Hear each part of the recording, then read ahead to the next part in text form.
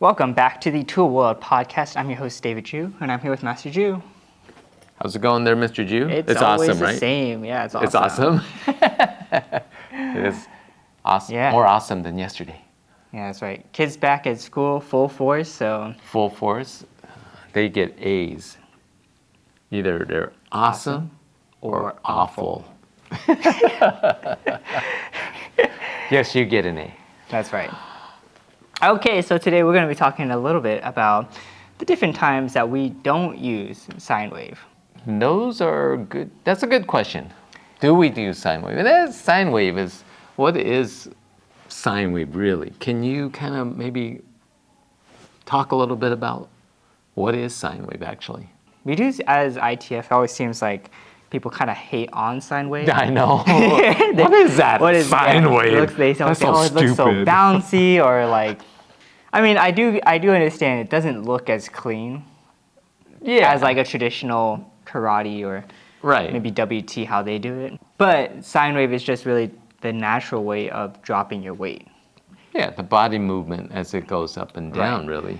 And so granted, we do it a little bit too much, especially I think in a competitive kind of sense. Yeah. And it should just be a little bit, right? We're just talking just small up and down, and just so that we can really drop into that stance. Yeah, I think the angle on the knee, sine wave is defined at not more than 30 degrees. Right, which is pretty Right, small. it's pretty small. And so we see a lot of the sine wave, we go down, up and down. Yeah. That's really too much, probably. Yeah. You see that like in the walking sense specifically. Oh, yeah. And I think you see that more in color belts doing that. And I think it's because instructors are trying to teach this idea that the body moves up and down. It's just really a natural way we move. I mean, you think about like throwing a baseball. It may not look like sine wave, but really you're going down, up, and then you're dropping that weight. And that's really what it's more subtle than. I think it's more subtle than what we see. Well, today we're going to go over 5 ways that we don't use sine wave. So I'll go ahead and tell you one. You tell me if you agree. Or disagree. Or disagree. And we'll go from there, okay? All right. So number 1, we have releasing. Releasing, sure. So generally sine wave is this down, up, down. But a lot of times it's the way you move your feet. Specifically this in, out stepping. Yeah. And that helps create sine wave. And when you think about like specifically like walking stance and you move forward, you actually bring your feet in and it goes back out. Yeah. And that in out makes it kind of go up and down. That's why we call it sine wave. It looks Right. like a sine wave, right? Releasing though is a little bit different. We don't go in. In other words, if I'm, let's say, in an L stance and I want to move into the walking stance, generally we need to move forward for the release. Yes. Okay, so I wouldn't pull my body backwards and then move forward. In other words, creating that in-out stepping. So I actually just slip my foot forward and I release. So Right. there is no sine wave. It's just forward.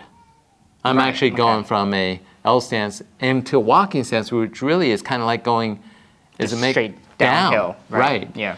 And that's how you do releases. You don't bring it in and out. You don't recover your balance, or you don't do that in-out stepping. Okay. Number 2, we got shifting. Shifting, yeah. So shifting is both feet moving either forward or backwards, and you're just quickly shifting, slipping back a little bit. I shouldn't say slipping because that's a different terminology. Slipping away from a target, like let's say someone's, kicking, and you just shift back. So both feet are moving together at the same time. So there's no in-out stepping. You just push backwards. So you Right. just maintain like an L stance or a walking stance. So yep, I agree. No sine wave there. Number 3. Number 3, we got moving from a low stance to a high stance, and more specifically, like in warang, when you're in the back of a thrust, and you shift into the high front block. Well, I think the first technique, there is a sine wave because you're in that L stance and you're slipping or you're pivoting off that foot. So that foot is actually kind of So you're in a right L stance in Warang, right?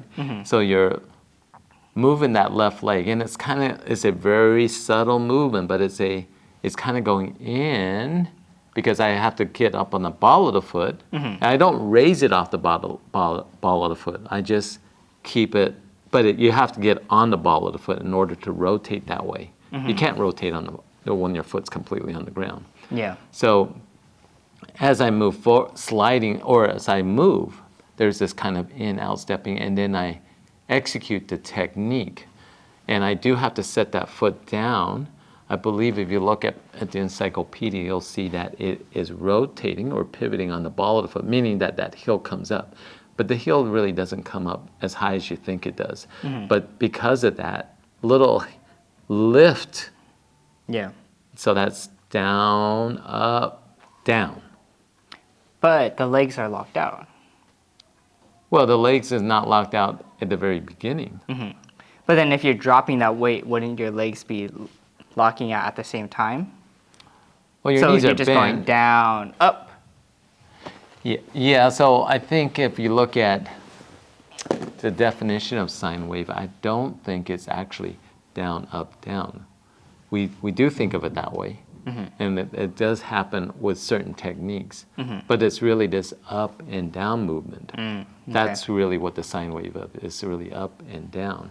But it's really more connecting type of movement. So that's why you kind of have, especially when you're stepping, you go down, up, down, right? Yeah. Or if you're in a sitting stance, you could go down, up, down, right? Sawtooth wave was, you go straight up and you go straight down. And sawtooth wave, the leg locks out. Right. When sine wave, it doesn't. So the knee's slightly bent. So the question to me would be, on that first technique, is your knees are bent, does it automatically lock out and then go down? I still think that it's slightly bent because and the heel is not really lifted up that high. And you set the foot down and it's locked out. Maybe. Right. Kind of in between, but I still think that there is still a slight sine wave on that first technique. Yeah. But for sure, the second technique, your legs are locked out, you're in a closed stance, you bring the heel up and you go down, and that's not really sine wave.